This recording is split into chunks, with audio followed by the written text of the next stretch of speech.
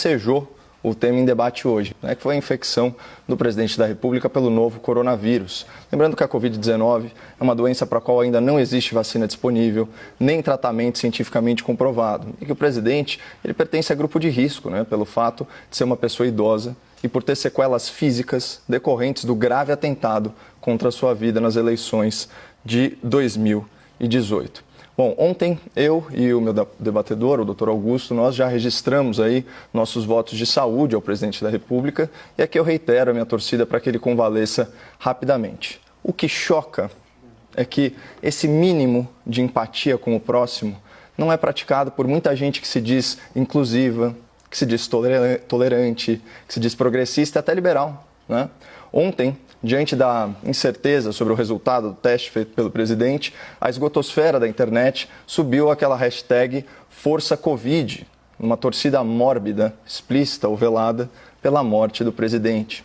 Não é de hoje, que a rede mundial de computadores se tornou, por assim dizer, o repositório de insatisfações pessoais de gente muito frustrada com a sua própria realidade. E nesse sentido eu vejo o Twitter, por exemplo, muito mais como uma terapia em grupo do que como uma rede social.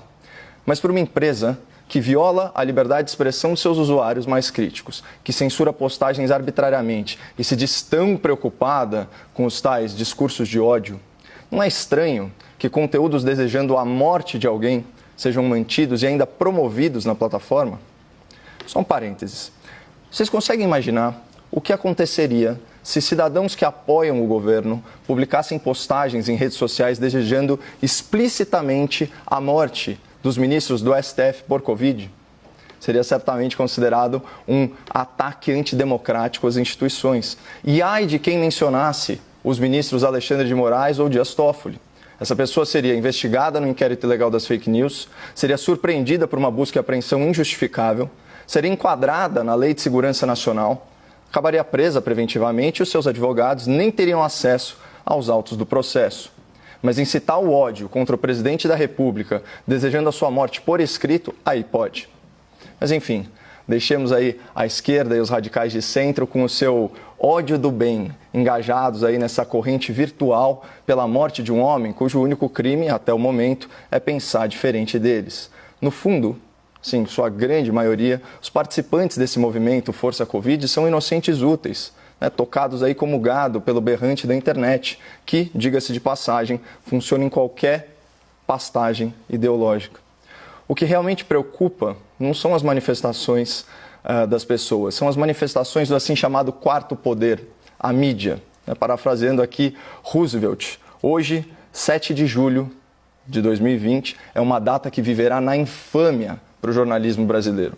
O Grupo Folha, controlador do jornal de maior circulação e do site noticioso com mais audiência no país, publicou um artigo vergonhoso intitulado "Por que torço para que Bolsonaro morra?". Eu vou repetir. Por que torço para que Bolsonaro morra? Eu vou omitir do espectador da CNN o nome do autor desse artigo, por 2 motivos. Primeiro, quem escreve com tanto rancor, com tanta imprudência, com tanto radicalismo, na verdade, está desesperado para chamar a atenção. E eu não estou aqui para mimar gente carente. E segundo, na publicação original, online, o jornal Folha de São Paulo não declarou que a opinião do jornalista não reflete a sua própria.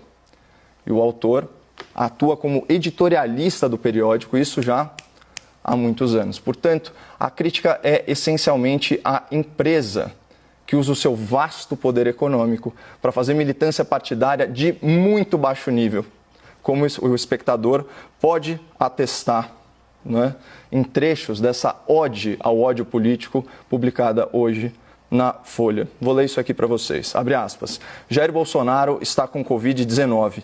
Torço para que o quadro se agrave e ele morra. Nada pessoal. É que no consequencialismo, ações são valoradas pelos resultados que produzem.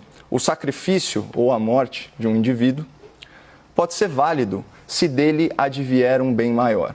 Então, só para contextualizar o espectador, a ética consequencialista avalia se uma ação é boa ou ruim, justa ou injusta, correta ou incorreta, com base nas consequências, sejam elas intencionais ou não intencionais, desse ato. Ou seja, numa interpretação vulgar, mesmo um crime pode se tornar um ato virtuoso, dependendo dos resultados que ele produz. Então, assim, vejo o perigo dessa visão de mundo que vai relativizar a natureza do bem e do mal numa lógica quase maquiavélica, onde os fins justificam os meios. Então, saindo aí da teoria, indo para a prática, o que impede um transtornado mental radicalizado, como era o terrorista Adélio Bispo, né, ex-militante do PSOL, de ler um texto desse e se achar no direito moral de assassinar o presidente da República? E o artigo da Folha insiste nesse argumento e insiste ad nauseam. Olha o que ele diz: a morte do presidente torna-se filosoficamente defensável se estivermos seguros de que acarretará um número maior de vidas preservadas. Vou repetir: a morte do presidente torna-se filosoficamente defensável. Imagina se o povo brasileiro usasse essa lógica para fazer justiça com as próprias mãos contra políticos corruptos. Todo mundo sabe que corrupção num país em desenvolvimento nada mais é que tirar recurso dos mais pobres. E claro, num país em que falta remédio, em que a estrada é esburacada e que a pistola atira sozinha, corrupção mata. Então, pela lógica do jornal aí de maior circulação do país, também seria filosoficamente defensável assassinar políticos ladrões para preservar vidas da população vulnerável? Será que o jornalismo militante está disposto a perder o seu corrupto de estimação, aí em nome do consequencialismo, né? Então, esse artigo incita o ódio político e presta um desserviço à democracia e ao debate público, calcado em ideias defensáveis, em ideias construtivas. A publicação da Folha é uma vergonha para a imprensa nacional e tinha que ser matéria nas faculdades de jornalismo como exemplo de falta de imparcialidade, falta de prudência e acima de tudo, falta de ética. Ao longo do debate, nós vamos discorrer aqui, eu e o doutor Augusto, sobre erros e acertos do governo na condução da pandemia. E certamente, né, doutor, nós vamos divergir bastante, mas sem torcer pela morte um do outro. Isso seria e é